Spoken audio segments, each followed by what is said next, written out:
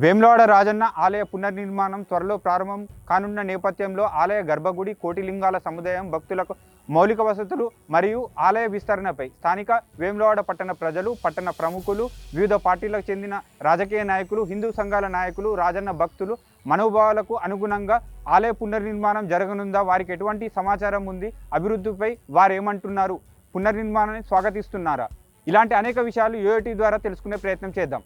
దక్షిణ కాశీగా ప్రసిద్ధి చెందినటువంటి వేములవాడ రాజన్న ఆలయం రాష్ట్ర ప్రభుత్వం ఆలయ విస్తరణలో భాగంగా మరి జూన్ 15 నుంచి రాజన్న భక్తులకు దర్శనం నిలిపేస్తని చెప్పి మొన్నటి రోజున ప్రకటన చేయడం జరిగింది.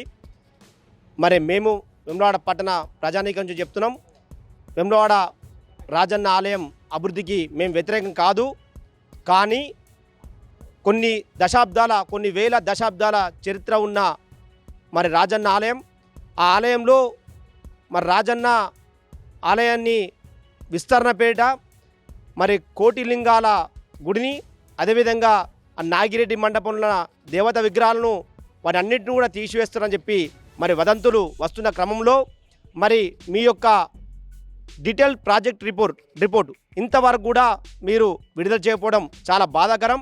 అదేవిధంగా వేములవాడ పట్టణ అఖిలపక్ష కమిటీ నుంచి కూడా మీరు ఏ రోజు కూడా మీటింగ్ చేయక మరి ఇక్కడ ఉన్నటువంటి స్థానికులకు మరి యొక్క ఆలయ విశిష్టత గురించి మరి వివరించకుండా, అభివృద్ధి గురించి వివరించకుండా మరి ఏకపక్ష నిర్ణయాలు తీసుకోవడం మేము వ్యతిరేకిస్తున్నాం.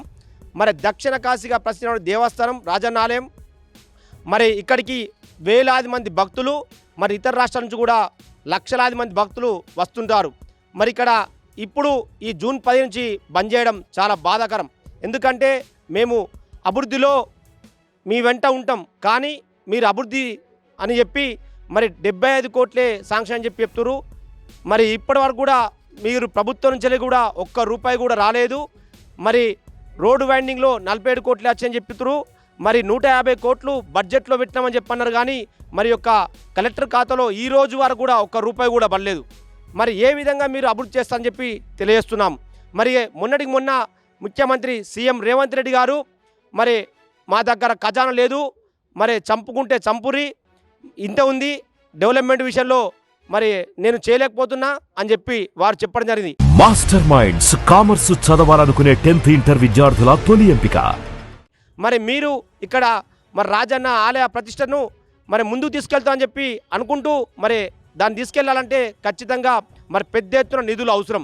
మరి అలాంటి నిధులు ఎక్కడ కూడా మీ యొక్క ఖాతాలో పడక మరి జూన్ 15 నుంచి బంద్ చేస్తామని చెప్పి చెప్పడం, మరి మీ యొక్క అట్లా ఏకపక్ష నిర్ణయాలు తీసుకోవద్దని చెప్పి మేము ఖండిస్తున్నాం.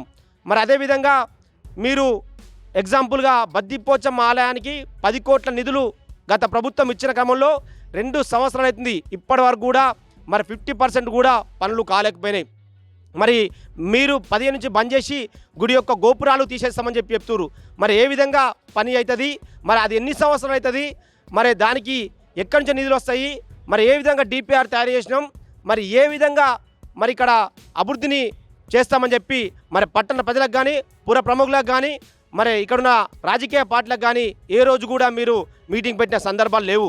ఖచ్చితంగా మేము చెప్తున్నాం, మీరు మేము అభివృద్ధికి వ్యతిరేకం కాదు, కానీ అభివృద్ధి చేసే ముందు ఖచ్చితంగా ప్రజలందరికీ వివరించాల్సిన బాధ్యత మీ పైన ఉందని చెప్పి తెలియజేస్తున్నాం.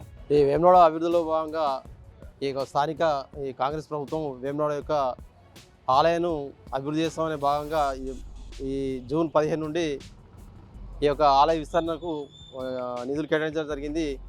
దాని మొత్తం అంటే క్లారిటీ ఏం లేదు, అది ఏ విధంగా చేస్తారు, ఎట్లా చేస్తారు అనేది లేదు.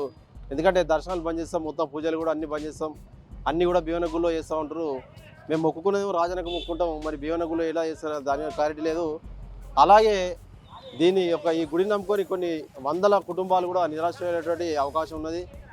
దర్శనాలు బంద్ చేస్తామంటే కూడా వాళ్ళు అయోమయంలో పడుతున్నారు. దాని గురించి మాకు క్లారిటీ ఇవ్వండి. అలాగే మొత్తం దర్శనాలు బంద్ చేస్తూ అంటున్నారు, అంటే దేవాలయాలు దేవుళ్ళని గిట్ట ముడతారని ఇక్కడ మాకు కూడా ఈ హిందువుల మనోభావాలు దెబ్బతింటాయి. ఏవైతే దేవుళ్ళని ముడతారో అట్లాగే అలా ఉన్నటువంటి దర్గాను కూడా మీరు తీసేయాలని కూడా మా యొక్క హిందువుల యొక్క డిమాండ్. మాకు దీని మీద పూర్తిగా క్లారిటీ ఇచ్చి ఈ యొక్క హిందువులను రక్షించాలని కోరుతున్నాం. మాస్టర్ మైండ్స్ కామర్స్ చదవాలనుకునే 10th ఇంటర్ విద్యార్థుల తొలి ఎంపిక.